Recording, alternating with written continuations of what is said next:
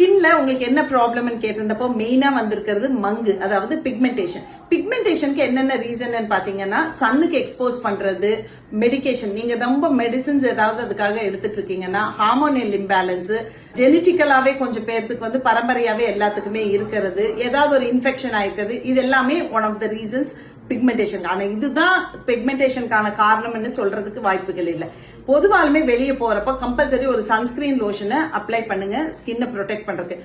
ரொம்ப ஹார்ஷா ஹெவியா இருக்கிற கெமிக்கல்ஸ் இருக்கிற ப்ராடக்ட்டை எப்பவுமே ஸ்கின் கேர் ரொட்டீனா யூஸ் பண்ணாதீங்க.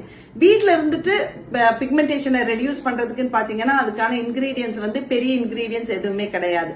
Hyaluronic acid, vitamin C, niacinamide, இது எல்லாமே வந்து ஸ்கின் லைட்டனிங் ஏஜென்ட். இது வந்து நைட் ரொட்டீன்ல நீங்க யூஸ் பண்ணாக்க ஓரளவுக்கு ப்ரொடெக்ட் பண்ணலாம். சலூன் போய் உங்களோட பிக்மெண்டேஷனை ரெடியூஸ் பண்ணிக்கணும்னு நினைச்சீங்கன்னா அதுக்கு microdermabrasion, skin peels, laser treatment and mesotherapy, இது எல்லாமே உங்களோட பிக்மெண்டேஷனுக்கு 90% டிஃபரன்ஸ் கொடுக்கும். சோ உங்களோட பக்கத்துல இருக்கிற சலூனை என்கொயர் பண்ணி பார்த்து அதுக்கான ரெமெடியை ட்ரை பண்ணுங்க.